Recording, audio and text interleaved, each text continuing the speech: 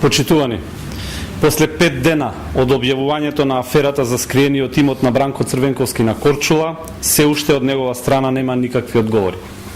Бранко Црвенковски се однесува како да секое семејство во Македонија може да си купи и дозволи имот на еден од најлуксузните острови во Хрватска. Бранко Црвенковски си кажува смешки и вицови за својот имот. Тоа е врвно лицемерие.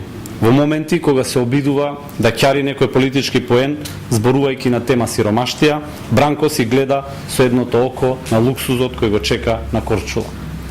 Веќе стана јасно дека приказната за тоа дека имотот е дел од оставинската постапка се смешни, не е возможно имот кој е веќе заведен како имот на Јасна Црвенковска, да е во исто време и имот на нејзиниот татко, да е имот над кој се водела оставинска постапка.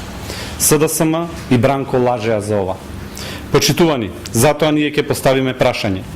Дали е точно дека имотот во Корчула не е купен во 1979, туку во 1997 година?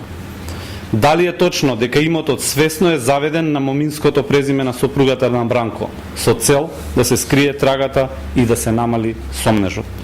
Какво лицемерие, додека македонските граѓани беа бркани, отпуштани од работа, додека македонските фирми беа ограбувани и намерно внесувани во ликвидација и стечај, Бранко си уживаше во луксузи на хрватското приморје. Почитувани, ова е лагата на СДСМ, ова е лажната грижа, ова е неморалот на СДСМ. Заради ова, СДСМ ќе биде поразен на 5 јуни.